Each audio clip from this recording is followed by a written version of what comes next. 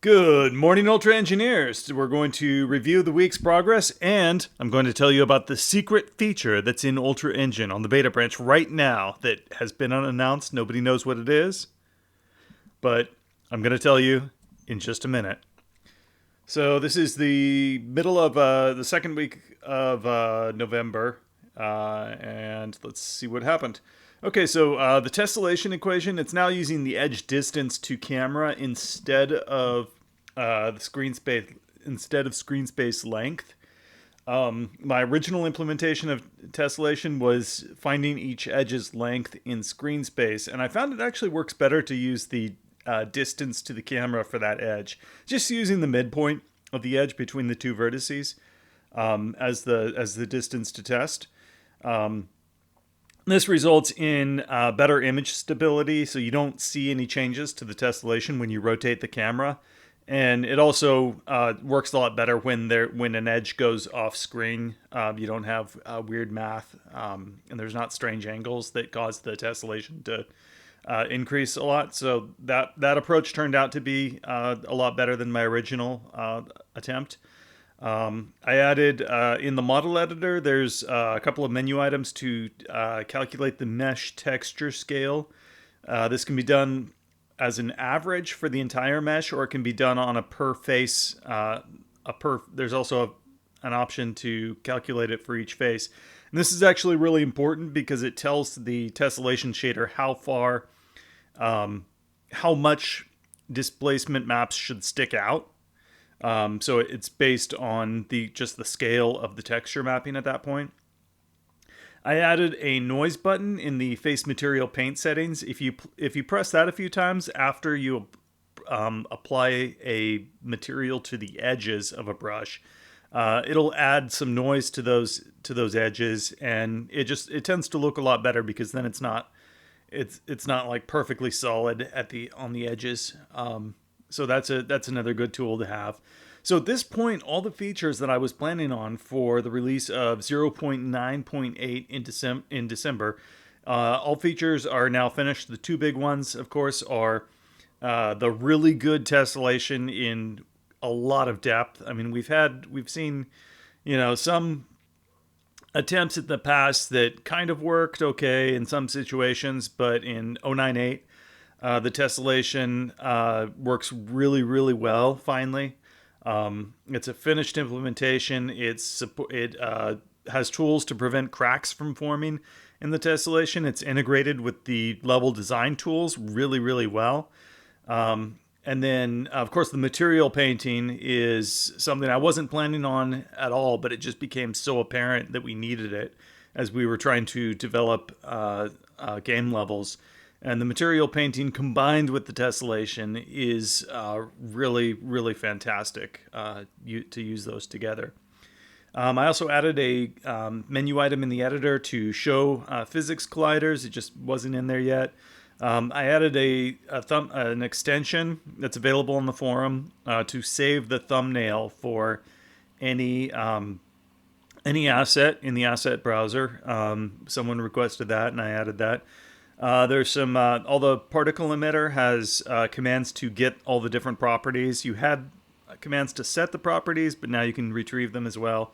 Some of the user settings have been moved out of the project file that's in your game directory.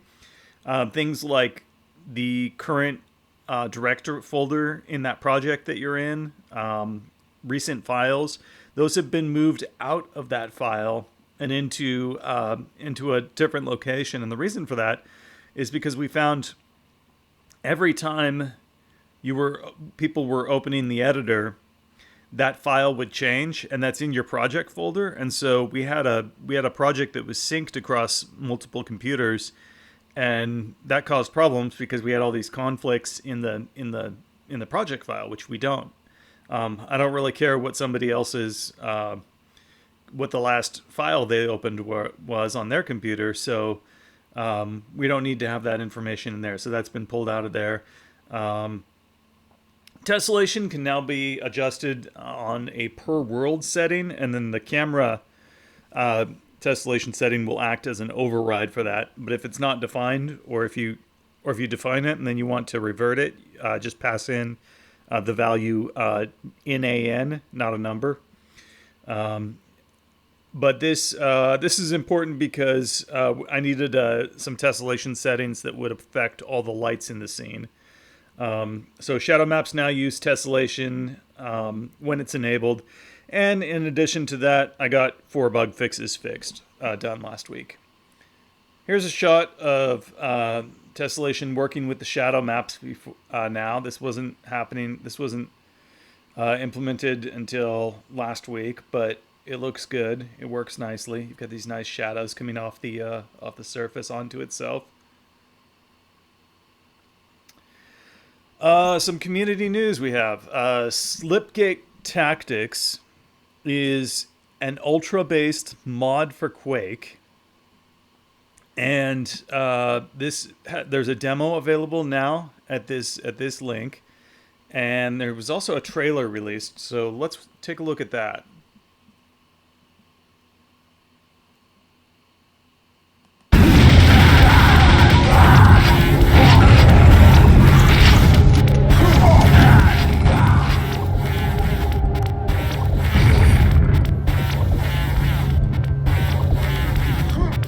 This is Quake as I guess this is a turn-based tactical game, which is really interesting. It's something it's a new way to play it, definitely.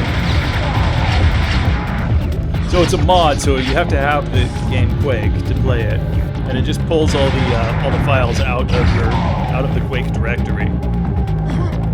But it's programmed with using Ultra.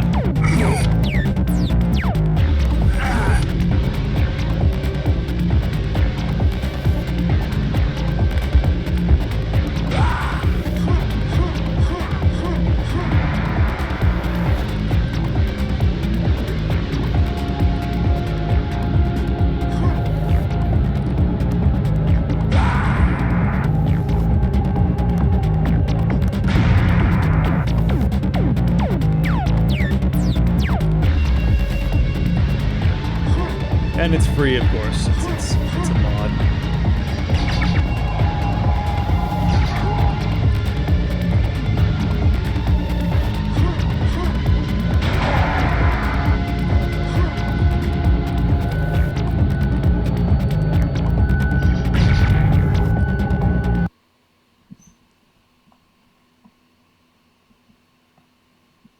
That's an abrupt ending.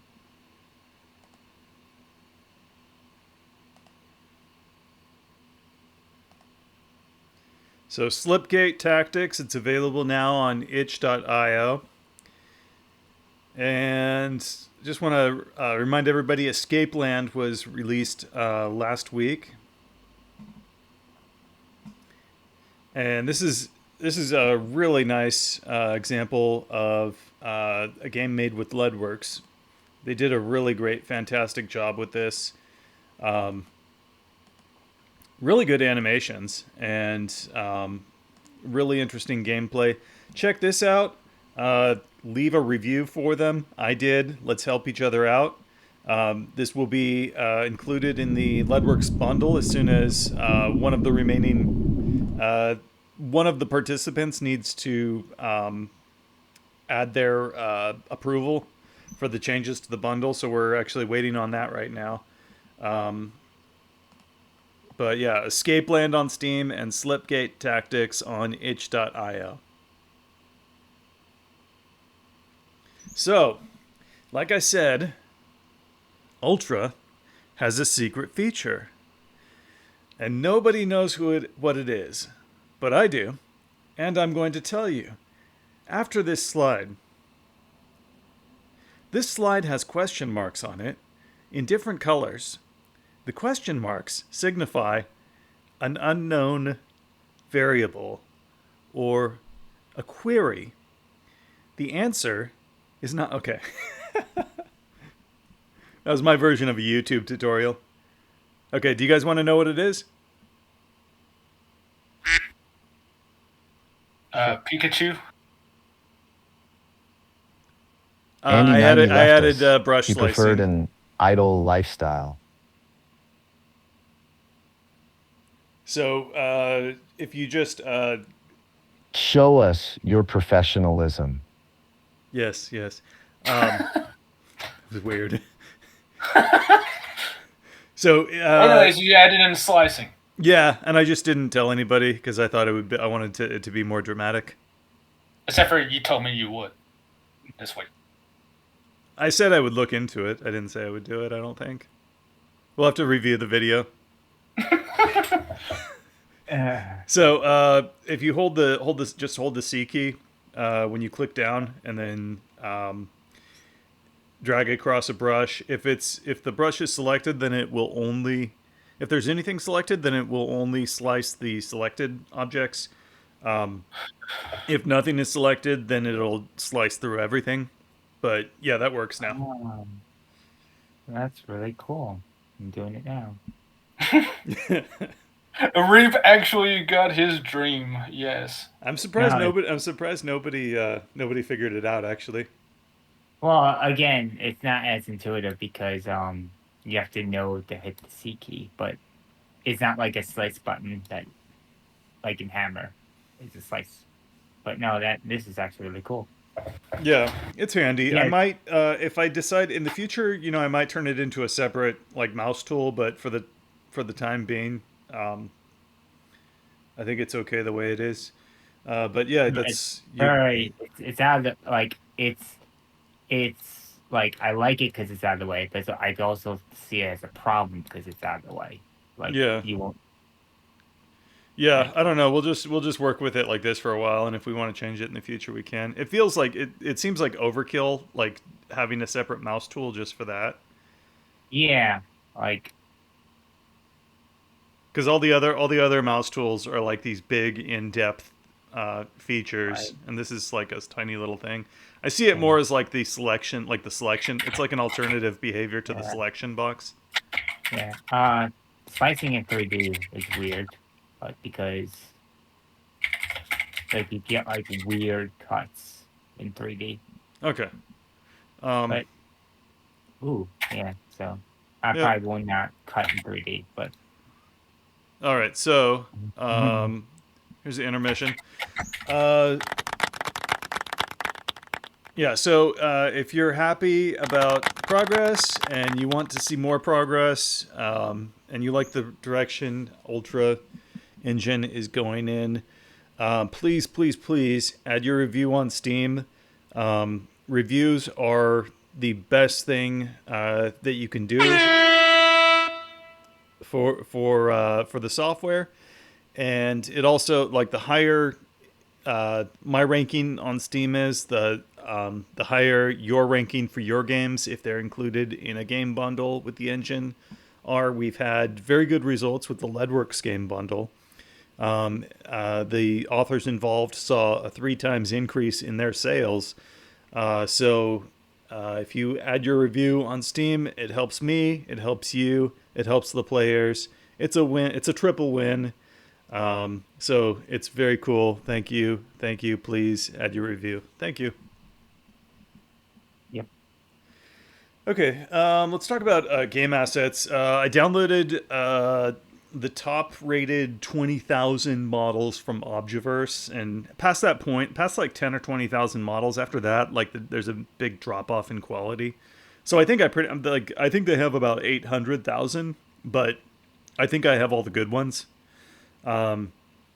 So that's just sitting on a hard drive. I've got all the metadata and the thumbnails and the GLB files for all that. So no matter what happens, we've got those. And they're probably going to make their way into our download system at some point in some form. I downloaded a selection of Sketchfab models, like all the authors that I could find that I thought had good collections of models. I downloaded a lot of that stuff. I want to warn you guys that Sketchfab models are being re-released on Fab under new licenses. They're changing the license. So I'll show you here.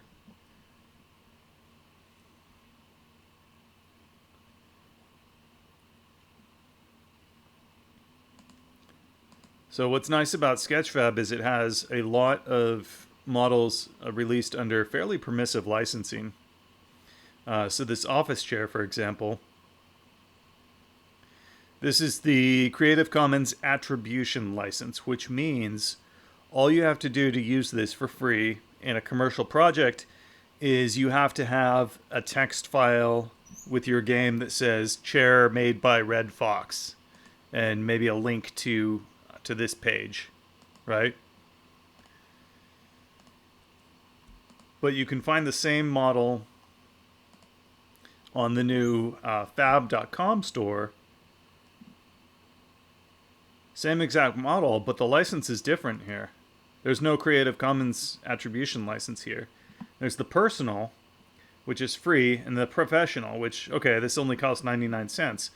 Let's see. Personal license. What does this mean? For an individual creator or a small team with not more than $100,000 of revenue or funding in the last 12 months. Well, if you're an indie, that might not bother you. But let's see. Can we find any information? Do we have any information on the on this license? Can you redistribute this? Probably not, according to this license. So I guess, how does that even work? Like, if you download it from Fab, is it a different model than if you download it from Sketchfab? I doubt it. So they're changing. They're changing the. They were giving you something, at under some conditions, and now they're changing the terms. So my advice is to download everything from Sketchfab that you want, that you think you're going to want before the end of the year. And if in doubt, just download as much as you can, because you can sort through it later. Because you don't know what else they're going to change here. But, it's kind of like, Sketchfab was the hook. And I'm sure Sketchfab operated at a loss for about 10 years. Investors just poured money into it so that they could try to convince everybody to pile into that space, so that they could then sell the company. And then now Epic owns this, and now they want to make money with it. So now it's like the honeymoon is over.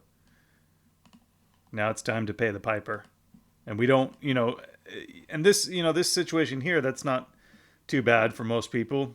Of course, you probably can't redistribute this now, because I don't even know. Well, you can redistribute it, but it has to be like cooked in your game. It has to be like a game master. Well, yeah, that's what I mean. But you can't redistribute it on as a standalone item. Yeah, we can't use it for our demo. Right, but we can use it if we download it from here. And I don't know how they would know if you got it off Fab or you got it off. They wouldn't, but I mean, the point is, and I can't find a link. There's no link here to the license. Where's the license? I don't probably see. Probably like in some back page somewhere, and you have to look, and it's 100 pages long, and I don't know. License terms. Standard license. Let's look at the standard license. Let's walk through this. Last updated October 1st.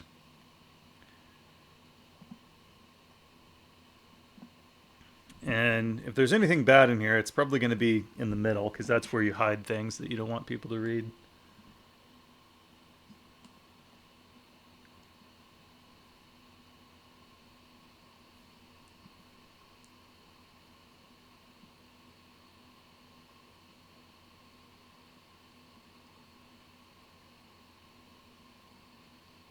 I think it's under section 2.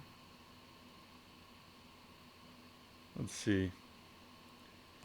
Content may be offered at different license tiers, and before completing a transaction, you may be required to select between a personal, a professional tier, $100,000 in revenue from your commercial activity in the last 12 months. If you complete a transaction, you must, upon request, pay. If you complete a transaction for a license tier you were not eligible for at the time of purchase, you must, upon request, pay Epic the remainder of what you would have owed had you purchased a license tier you were eligible for. So they're going to come after you for money, and if your game is successful, they're going to come knocking on your door. It sounds like. So that's a much less favorable license than the original Creative Commons attribution license. Um,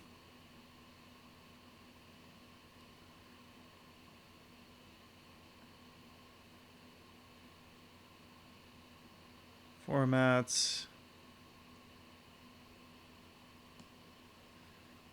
Okay, now I have a question. So you download something off of Sketchfab, and you get a link for it, like I have those like boxes models that download Sketchfab to do that factory level.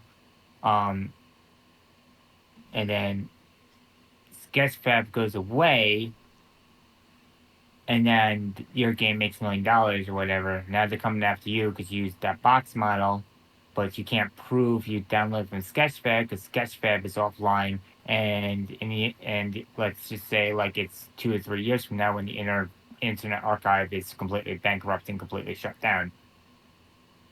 So they'll just sue you until you buckle, pretty much. Well, I think they would have to prove that you downloaded it from Fab. Mm. So you can't transfer the content.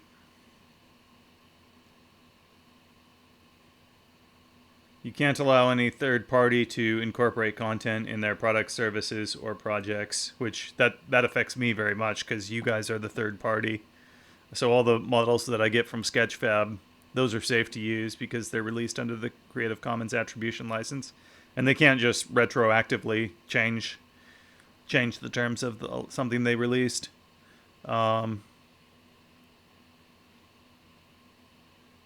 Amendments, alternative. Who are you?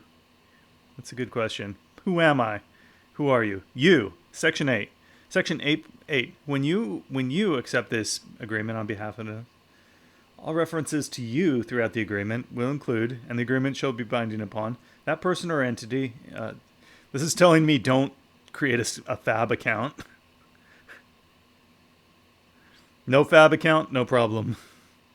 Yeah. Well, I only have an Epic account because I want to play Unreal Tournament.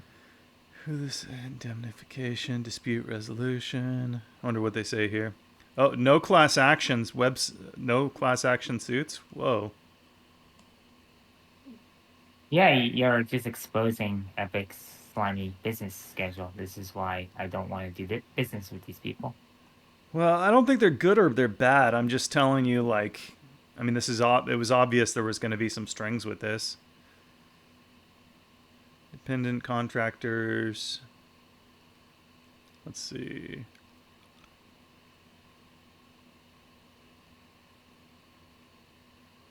Artificial content that may not be used as training.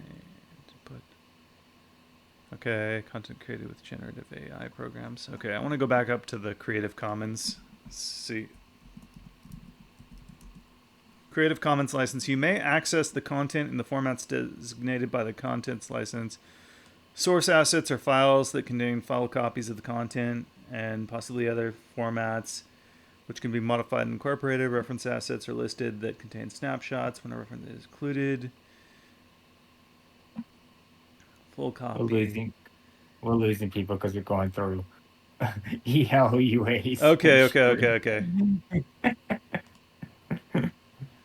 All right, too boring. Anyways, my point is, so there's no class action lawsuits, so that's kind of like, there goes all your collective bargaining power, basically. It's you against Epic, but yeah, that's what I'm saying. Like, if there's anything from Sketchfab that you want, get it now, before it goes. My guess is it'll all disappear sometime next year. Okay, in the next 6 weeks, version 098 will come out. We're almost to 1.0. The big features here are material painting, of course, and really, really good tessellation, like in quite a bit of depth, probably more than any other game engine ever has. tessellation with tools to prevent cracks and integration with the level design tools. And then the first person shooter template, a work in progress. I want to have bullets working. I don't. We don't have to have the enemy, but I want the gun to shoot bullets. By that point, we're Do we want the FPS template to be in this update, or do we just want to like work on it more? Like it'll be I'm trying like included. I want it to be included in 098. It all won't. right, Be, it well, won't be finished, but eh, I want a gun that shoots bullets. I mean, we can still keep updating it, so yeah, it'll be Yeah, fine. of course. mm, Okay. After 098, after Christmas, version 099 will just be the finished first-person shooter template. I'm going to integrate the asset download section on our website into the editor. This will replace the ambient CG downloader we have. And this will include more than 20,000 3D models and PBR materials that are ready to use in your games. mhm. And then just a bunch of odds and ends. And we had a discussion, I guess, a week or two ago, a little bit about modding your games. And that's kind of a sticky situation because, obviously I don't want mods to become a way of circumventing the Ultra Engine license. But at the same time, like I understand like the whole idea of mods, and and that's kind of I have quite a lot of background in that scene. So first of all, this is not. I don't think that this is very pressing because you need to worry about getting a successful game first before you worry about uh, getting people to make mods for your game, because nobody's going to make mods for your game until it's fairly popular. But one idea I had in the future would be a limited API for modding with Lua, and this does two things. One is it protects you. It protects your players because this would disable like file system access and network access, so that it's impossible to make a malicious script. And we already like prototyped this idea. We already used this idea in the Leadworks game launcher, and it worked out really well. It's impossible to make a malicious script with this system, and it also would disable some of the more powerful functionality like saving model files and some other things that probably should not be included in a modding API, because they're really part of the engine. So that's one idea for the future, that we can just we can come back to that later. Yeah, I did this for Cyclone. I enabled the sandbox mode in Cyclone. So if you have the Lightbooks editor and you want to like make like a new component or whatever, it's pretty much like making a game for the game launcher. So you can't like have file access, and most of the game is in C++. So all that's taken care of. You have like no reason to do any file system stuff. So Yeah, I think this might be a good idea for the future. yep. Okay, I want to talk about level design. Well, before this will probably go on for a while. So before we move on, uh, oh yeah, with game assets, it's kind of like there's really two ways I think that you can go about it. One is you can sort of go from the bottom up and like start adding packs of models that you think are useful, um, and do a good job presenting them, and uh, basically make like DLCs with that. And that's one viable approach. And the other approach is like top down, where in that case, it's more you're thinking more just like, okay, when the user types in something, I want them to get a bunch of results for it, and a few of them should be good. And so I don't know. I think I'm gonna probably end up approaching it from both ways because there's advantages and disadvantages to each. Um, like the all the Objaverse models, that like we tested it a few times, and we saw like pretty much anything you can think of is in there. And by filtering out, by only selecting the top, uh, that's about a half a percent, right? No, actually, that's like 5%, right? What's 800,000 divided by 20,000? Um, like filtering out most of the content, most of the garbage, and just getting the good stuff. Um, from what I've seen, I think this does a pretty good job of producing the result we want, which is when you want a forklift or a snowmobile or a hatchet or a samurai mask. You can type that in and search for it and get a few to choose from that are pretty good. And that's I think that's actually going to go a long ways towards just being able to fill up your level very quickly. And even if they don't, even if you end up replacing some of that stuff later, just like being able to plop things into your level very quickly and throw something together, I think will be very very useful to people.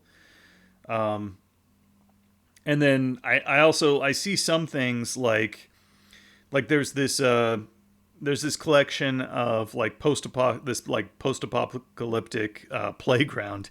It looks like something in Pripyat, and I was looking at that and I was like, wow, that would be really cool if I like added hinges on the swings and then on the merry-go-round thing, and I could put some extra effort into that and turn it into a DLC and actually release that and have like some game ready objects that are more interactive. I think that's also a viable approach. But I think the first step is we probably just need to upload everything from that I downloaded from Objaverse into our system, just because there's no way to release enough DLCs so that it's got everything that you could need. Any thoughts on that? I think DLC should be more like premium packages. Like we were discussing, they should be games that just need more levels and more like thought into it, kind of. So like a game template?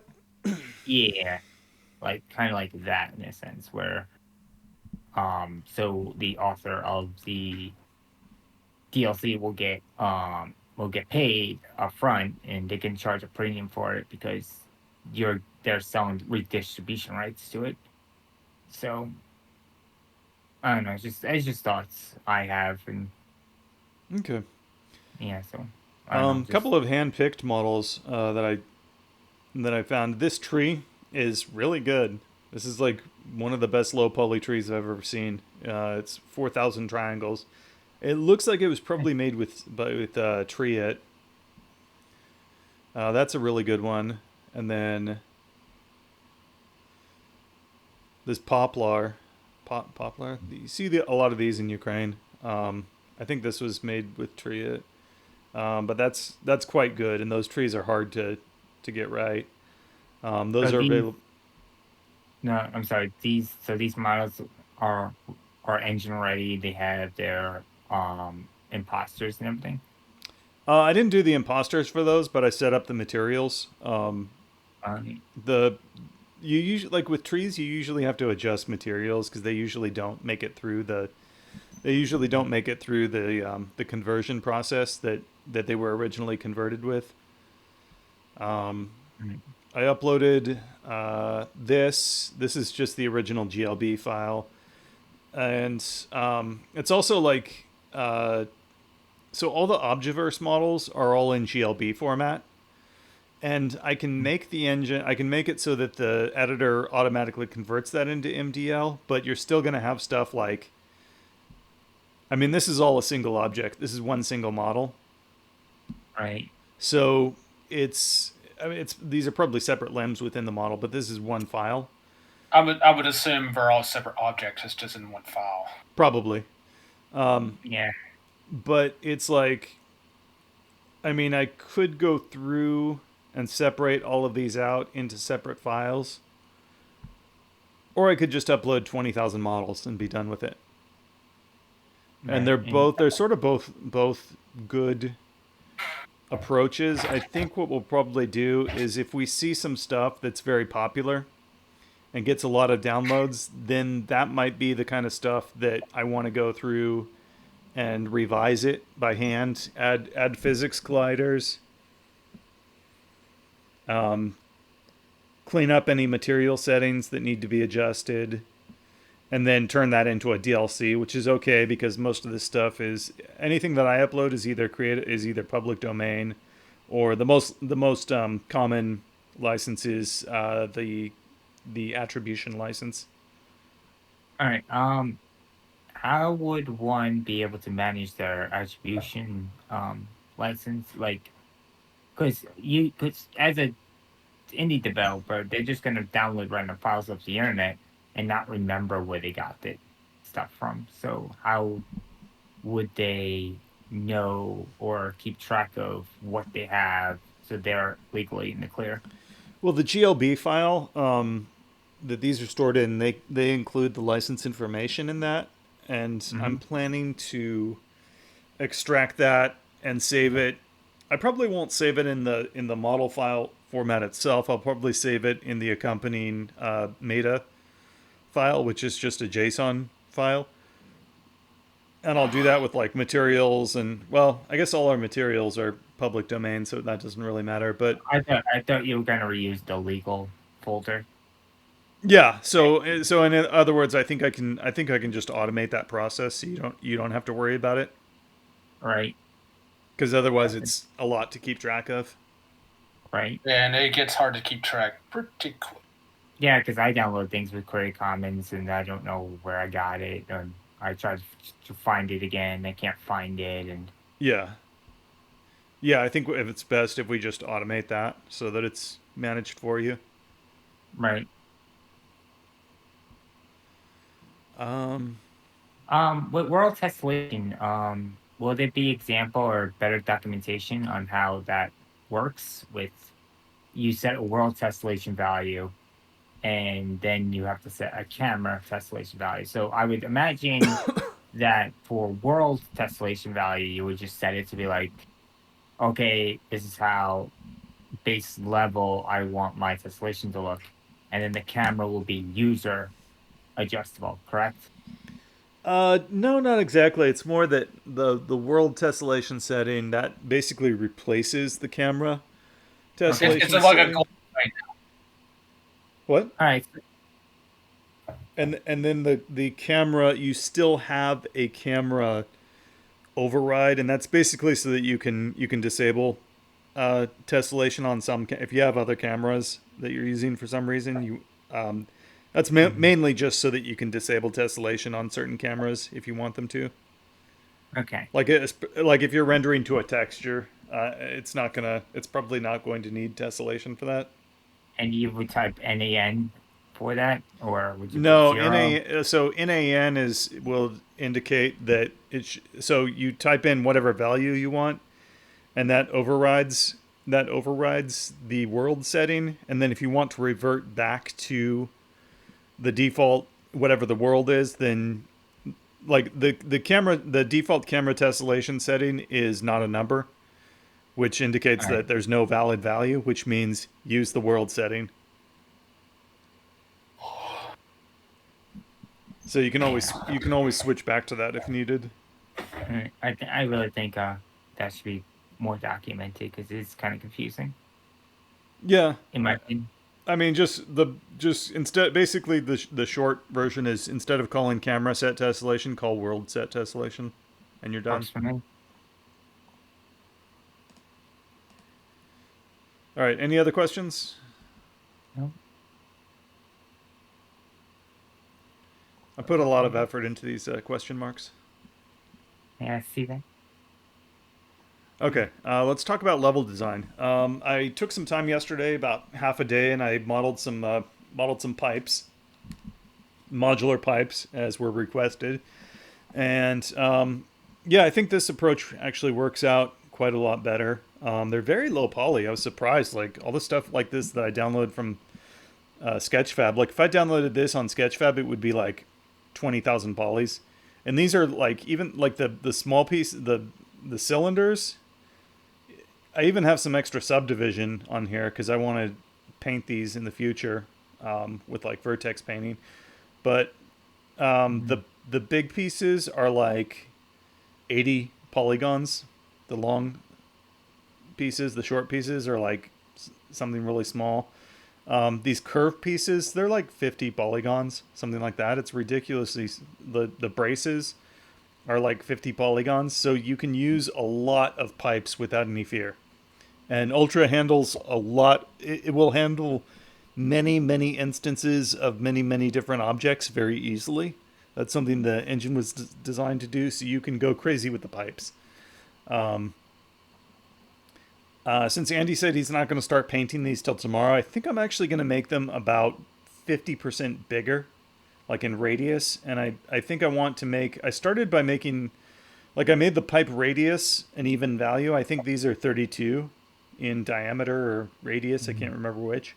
And then I figured out the radius of these curve pieces based on how far off from the wall these were, and I just curved this around so that they would line up. And so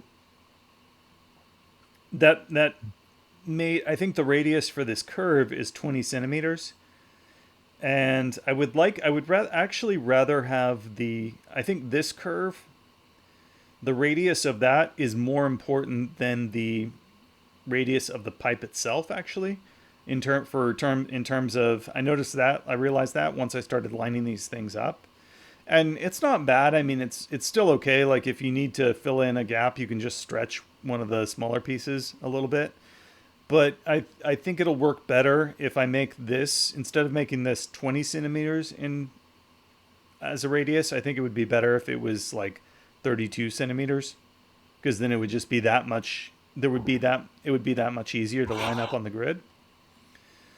So I'll do that. I think I'll do that today, and then I'll deliver those to him tomorrow, so that he can get started painting these in Substance Painter.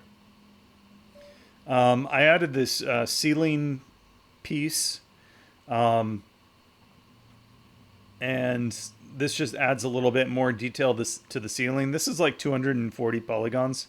It's 384 by 384, which that's like, I think we found that making a hallway 256 wide feels very cramped. Like a normal hallway it should be wider than it is tall. So like 384 centimeters is a good width for like a passageway you're walking down. Um, and I think I'm gonna like after the painting is done, I'm gonna move some of these vertices around to make it look like dented, uh, and give it a little bit more of an interesting shape on the top. I found these wires on Sketchfab, and I think I can do quite a lot with these. I'm gonna add like some kind of post that holds them. Um, but I really like these wires, and there's a few variations of those. So I'm gonna clean those up and slice them up and into different models, and I think those will be very cool. One thing I noticed right away is I tried placing these like up on that high ceiling in the next room, and I actually couldn't see them. I could barely see them from the ground. So when you have stuff like this, you actually want to put this right up in the player's face. You want this to be like right up close to them. I found. So there's just a little level design tip for you. Well, I think the reason you can't like see the top of that room because one, you don't want to bring attention to the ceiling. You want to bring attention to the floor, and Hmm. also like the ceiling's kind of like hard to decorate. Like so, you kind of just want to like ceilings are very basic. Like, yeah, you had some like support pillars. You had like some ventilation, but it's other than that, ceilings are very boring and they're hard to get right. They're fairly monotonous. Yeah, and it's Hmm. like, and it doesn't matter. So you don't want to like highlight the ceiling, unless you have like a reason to. But The only exception for that is like if you have like a danger area, like a electrical cord dangling down or something, it'll shock right, people. or you have like a Like an office complex. or yeah, or you have like a cathedral dome or something, like in a Fall of the Freeman or something. Well, I think it's probably mostly a fact. It's mostly about distance, because these are pretty thin. So Right. it's if you have like something very detailed, like put it right up in the player's face. This is interesting. I accidentally like I was just playing around with the gun. I don't know why transparency is disabled here, but these girders here, these are actually brushes. These are made with brushes, and this is just using the new bevel feature in 098. And I was actually Yeah. like, I was really shocked when I saw it in the light because it looked so good. And yeah, this would be very difficult to model in 3ds Max actually. Like, I don't think it Yeah. has automatic edge turning. You would have to put a bunch of vertices there and then.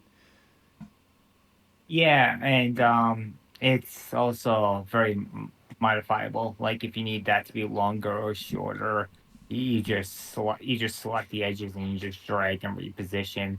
Um, there, there. I didn't paint this. Like I didn't like I was like in the other rooms. I went in and I just went in with the like a rust texture, Hmm. and I just like started to blend it. I filled it with the rust texture, and then I like -10%, whatever it is, to like make it like you can see on the other beams. But I didn't do it for here because this is not subdivided or anything. This is just Hmm. the beams. I think I'm just gonna leave it as is because it's in a very dark area unless you shoot.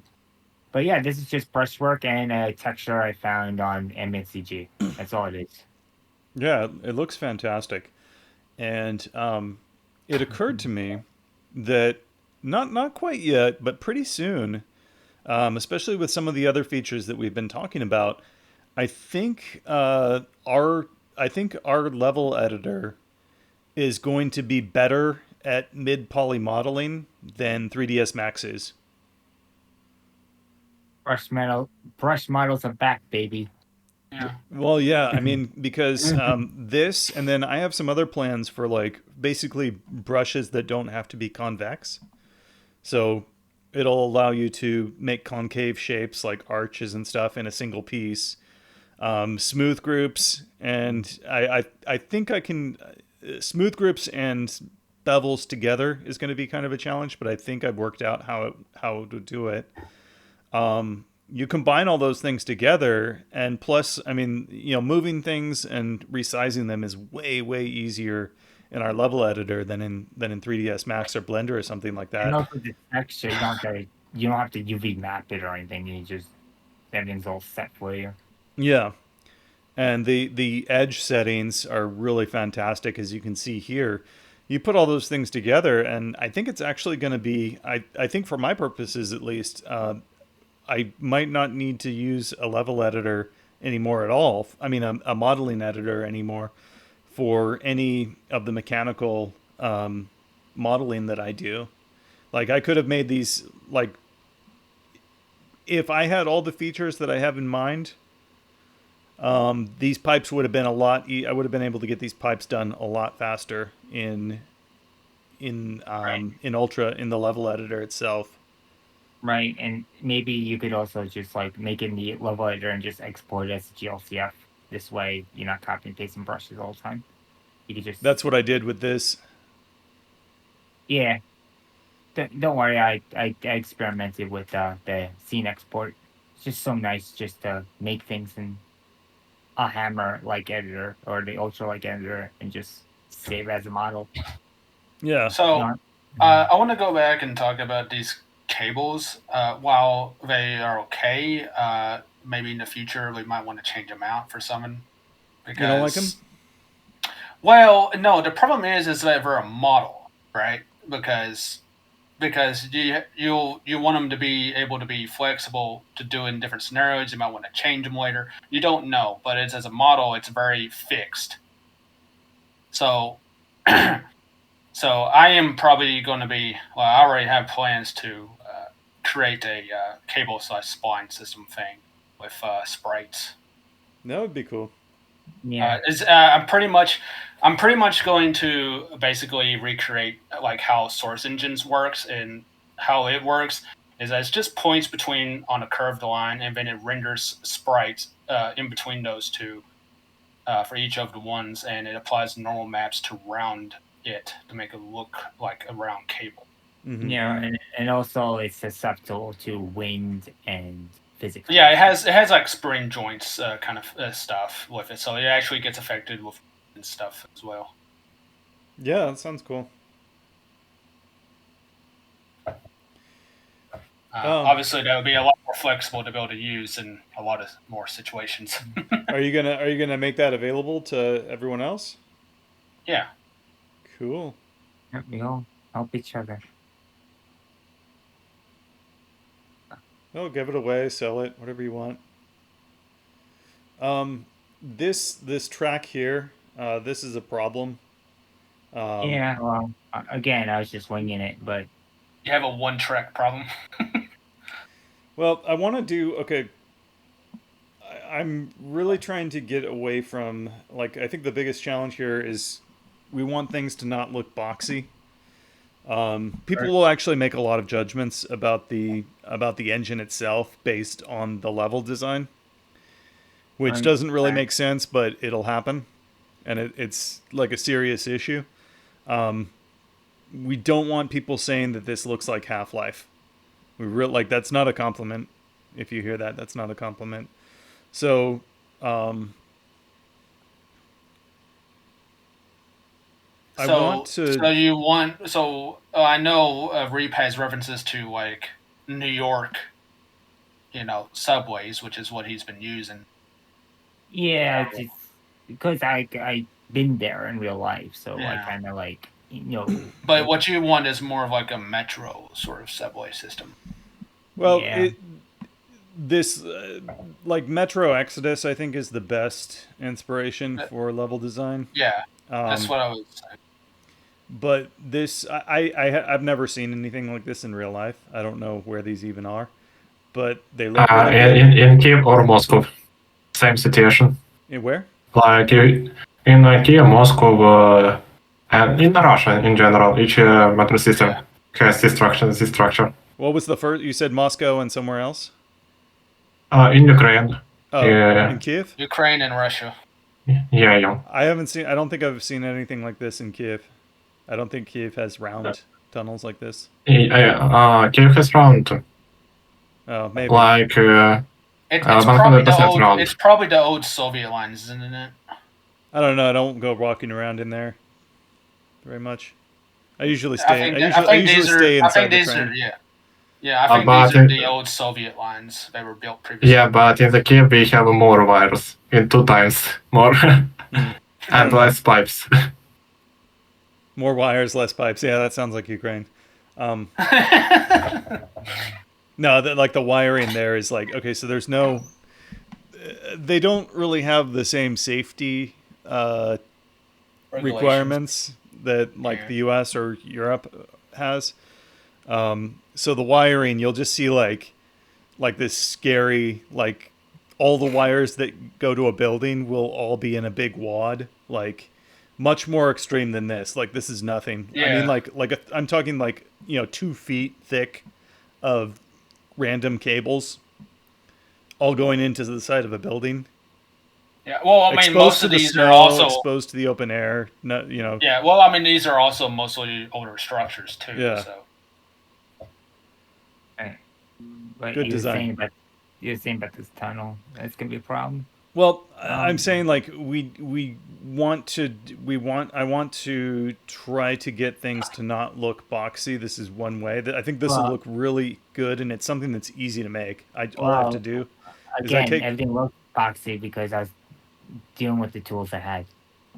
Well, yeah, I mean, no, it's not. This isn't a criticism of your design. I'm just saying like okay, like I can basically take something like this, take a few of these and wrap them around and make Right. 3/4 of a pipe that way. And then the wires, I'll just take these and add them Right. inside there. And then, making an entrance. Now this model is like 60,000 polygons. I think mine will be Yeah. like 2,000 Yeah. maybe. I don't mind like the tube design, but we gotta have both tracks there, and I don't want to destroy the level geometry that much. Okay, so my first right, so I was like that I wasn't really worried about it until I started to make it, and I was like, okay, I just need to make it. Okay, how big does this have to be? Okay, I Right. want to have this little walkway on the side, so it's going to start here, it's going to go around here, and it needs to wrap around to touch that side. And then I realized, okay, it's going to be like that tall.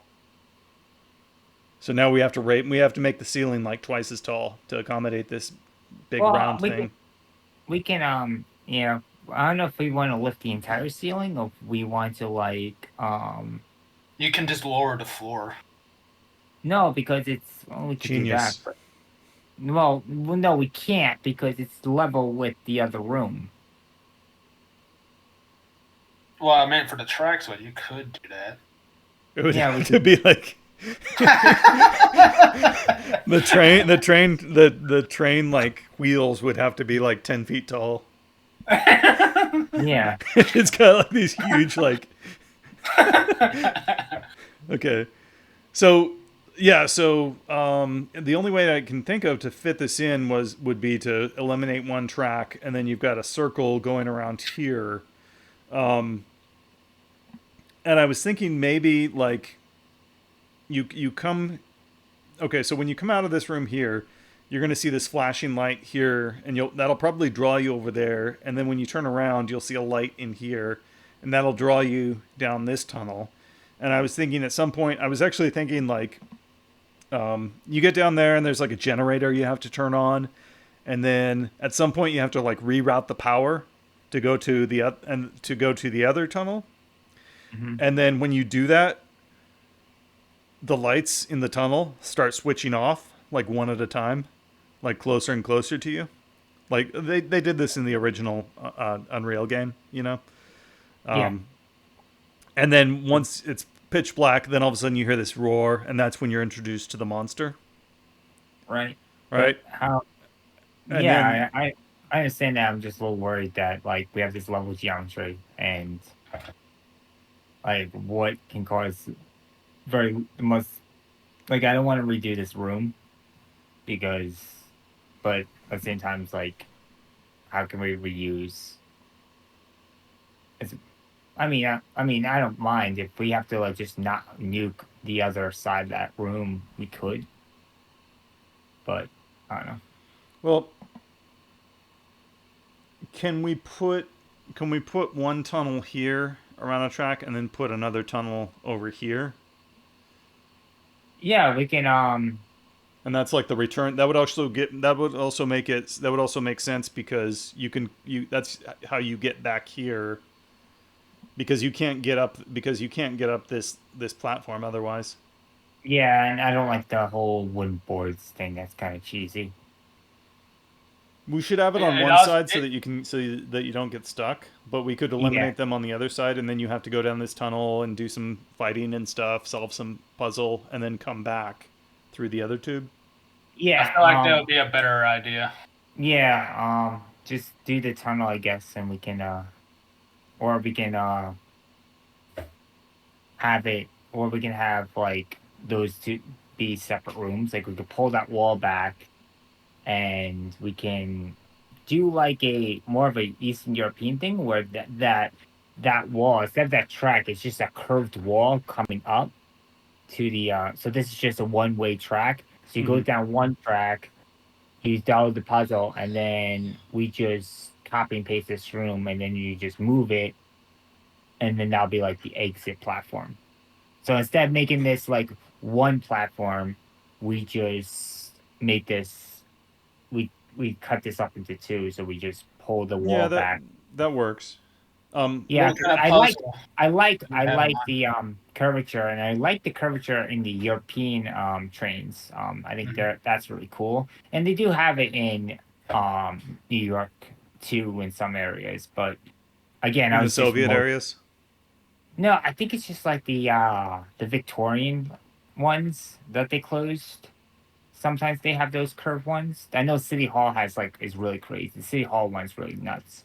Hmm. But the but yeah, if we could just yeah, it's just if we could do curves, I mean, have curves like be useful. I don't mind like unbox like get it less boxy. It's just I just didn't have the tools to do it, make Okay. it look Well, good. I mean, this is going to be done in a modeling program. Not we're not. I'm not going to try Yeah, doing this with I mean, brushes. I could have modeled it itself, but then I was like, oh, I have to unwrap it, and I would have to like another issue we have is like we do a model, we get in the engine, and then Andy will texture it, but he'll like make it a new model. Like he did it with the security light. He made it like a new model. So then I had to go back, delete the old model, and place in his model. Well, And it was don't start using it until it's done.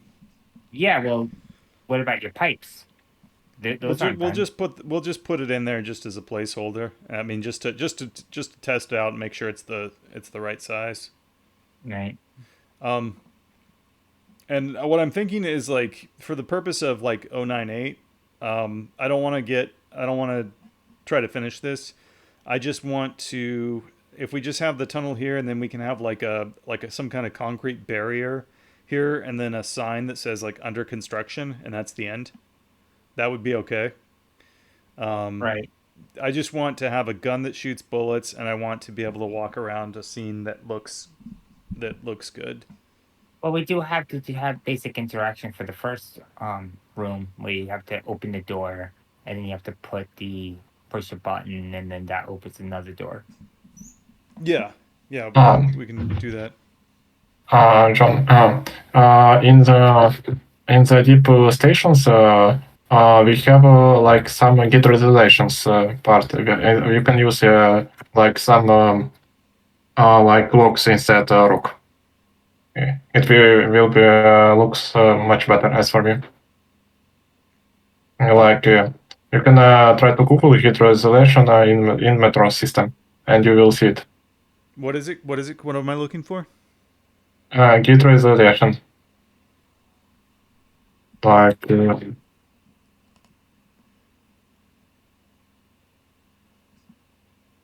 Did anyone understand that?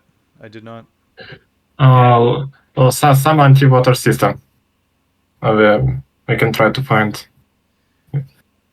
Yeah, if you can Uh, post some photos. I mean, okay.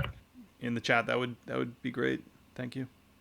So, what were you thinking about the like electrical puzzle summon this section? Like you get down here, and then there's a little outcropping in the tunnel, and there's sort of like a private maintenance Door. area, and there's a generator, Mm-hmm. and you just like switch it on or something. Yeah. Something like that. I've actually got a good example. There's some concept We art. could do one where we place wires or something. Yeah, let's see. This isn't exactly the same thing, but something sort of like this might work if this was the tracks. Just a little area Yeah. like this. Yeah, the issue would be compensating for the curvature of the wall. Oh, you'll just have it'll end right here. It would just be a small alcove, much probably. Yeah.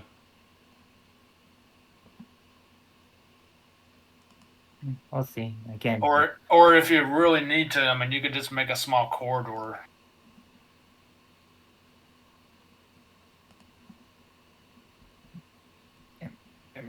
But we don't really have to worry about that before 098 because we'll just cut off have about 20 feet into this tunnel and then it'll just stop and that'll be the end of the. It'll just. yeah, but yeah, so make the tunnel and we'll figure something out because it's kind of hard to like see how something's gonna look without the Okay. tunnel. Did we find any subway cars that we want to try looking at? Because I kind of have to start with the tracks and then work up from there and build everything out from that. You These were, are 160 centimeters across. you were sharing some ones, but they're like a little bit too poly, but I don't think that's gonna be like an issue if it's just one, and if we just set, you know what I mean? Yeah, the ones I saw were like 200,000 triangles, and there was the one that was like it said like there was one that looked really good, but I think the guy ripped it from Metro Exodus because I looked at his account and he had, or actually Metro 2033, because he had a bunch of like other, he had a bunch of assets from other games. So I think that actually came straight out of that game. Nice. I sent in the chat example Right, of the look. Let's see. yeah, we could do something like this. Oh, nice. Whoops. I mean, it's gonna be a lot of modeling work, but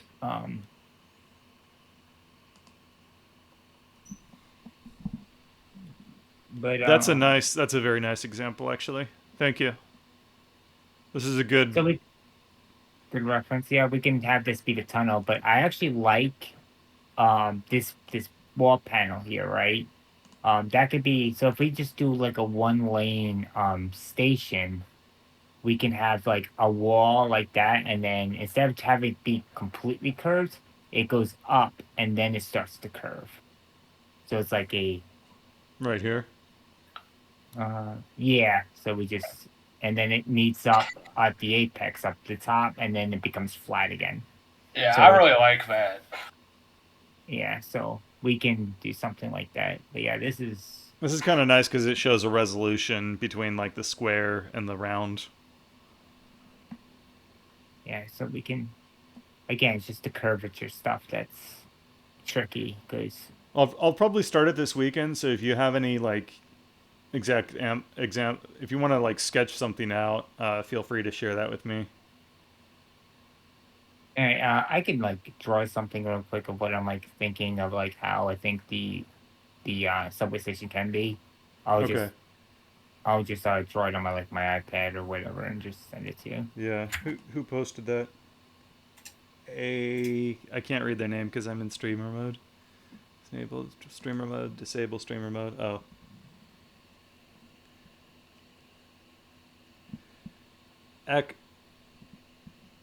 Acknowledgiac. Thank you for the reference photo. It's very good.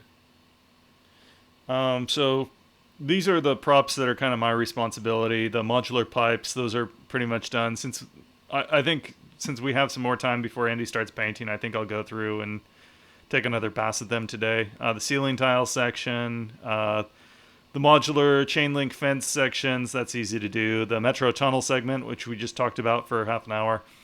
And I also want to have like some electrical like wiring like this. Like these are very like, I don't know what these are very stiff.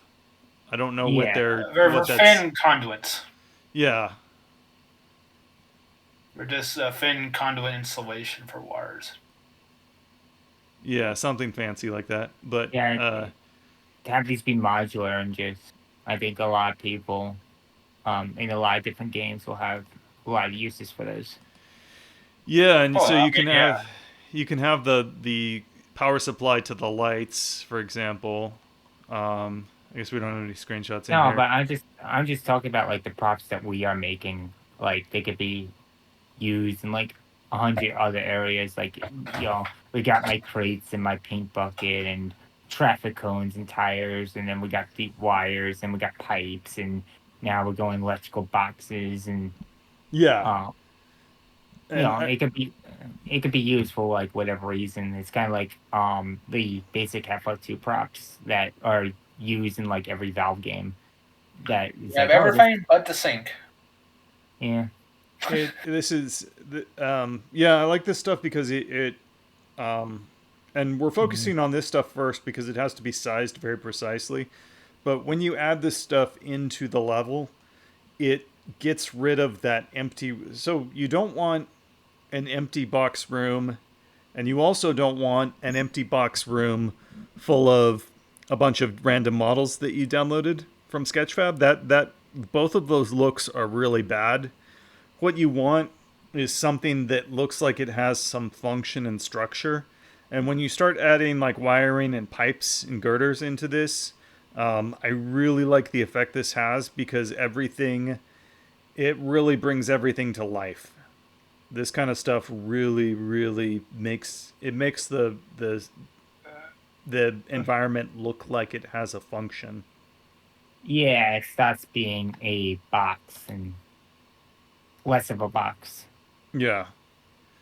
So Oh, the other thing too is that you also have to think about, what kind of environment are you actually making. So, I mean, most places aren't just empty boxes, anyways. Yeah, but it's also hard starting like what do we want the room to look like because we have to imagine the room without any models or anything, and it's really frustrating. And hopefully, with now we have models coming online, less people will be in that situation. They will have models they can use to get started. yeah, but I think this kind of stuff is much more. This has a much bigger impact than having a bunch of like crates and boxes and stuff lying around. Like that stuff is Yeah, important too, but like it this those this yeah that's more to fill in like the gaps in a sense. It doesn't it doesn't like add it doesn't make the flat wall look better. This I makes the mean, flat wall look I mean, better. as long as you're not filling up the place like a warehouse of crates, you're okay, probably. Too many crates. Because I actually do know someone that has a tendency to do that. Yeah, it should just be fun physics props that you just put in and people can knock over, shoot at, or whatever. Every map is a warehouse map. Problem solved. Yeah, yeah, that's what we're trying to get away from, and like this kind of stuff. It like I this is pretty realistic. Like just the random, like if there's some randomness to it, or if you have to make a pipe that like here, like I had to push the pipes out off the wall so that they would fit around this girder, and when I did that, it actually looked better because I was like, oh yeah, I've seen stuff like this all the time, like. Yeah. Yeah, because a lot of times, buildings are built or they're remodeled in phases, and so you do have stuff like wires going around some column or something because they didn't think about it. Right. The best ones is when the building structure wasn't accommodated for some of the plumbing. Yeah, yeah, that happens all the time. Or the building was built in before electricity was invented. Yeah, yeah. So this is a screenshot from Stalker 2 showing a very nice hallway, and this is one of the shots that I started with that I wanted to use as inspiration. I don't think we need to go into this level of detail because, I mean, there is such a thing as putting too much effort into this. It's called making the environment too busy. Yeah. But there are some nice Right. things here. So what you can see here is the pipes have a little bit. They're not just running straight along the wall. There's some randomness to it. Like there's two layers. It's 2 layers deep. You have this Mhm. structure, and then you have this big pipe at the bottom, and then you have the ones that are right up against the wall. So that's kind of an interesting thing to take note of. And I really like these tubes hanging along the walls. Modeling these is not a problem. The corners, where they go around the corner, that's going to be a little bit tricky to get that to, because I'm not sure exactly what that would look like. That's a lot of sagging. Yeah, that's why it looks good. And then, like, I'm not sure how to terminate this. Like, what happens at the end of this hallway? Where does this go? Does it just hang over the edge? Does it go in? Do they all like go down and then go into the wall or something? Or maybe they just have an abrupt angled turn right into the wall. I don't know. Yeah, I'm not sure. But yeah, I do really like these. Does that look like an asbestos pipe above it? A pipe covered in asbestos blanket? Looks like it. Where, on the right or the left? Right on the top. The pipe right on top of the ceiling. Oh, up here. Yeah, it looks like asbestos blanket piping. It's good for health. I know you eat it on a daily basis, Josh, in your cereal. Asbestos is the bestest. Yeah. Now, here on the ground, they have a ton of rubble. And this kind of thing is really hard to find. If we had some textures like this, especially with the material painting, I think the tessellation would look would do a really good job with this. And the only place I was able to find stuff like this was on textures.com. So we could use this if it was in a game. If we, it's not very expensive, but we can't use it to pass on to you guys. But I found these two examples on textures.com. Wish we had some more stuff like this, just like debris and rubble to put on the floor. Like what we're doing looks good. Yeah, but it's like grass and such. It's like dirt, and it's like, why is there grass in a subway station? There, I mean, maybe it's not. Well, maybe you can put some moss. Who knows? I don't know if we just had like, or it doesn't even have to be a material. If we just had like a section with like a bunch of random, like one mesh with a bunch of random like bricks and things like distributed about, that would Right. be really. I looked around on Sketchfab. I couldn't find anything. But that's something to keep your eyes open for. Maybe we can find something like that. We could probably make some. Honestly, you can look into that. I don't know. I can't make this. I could.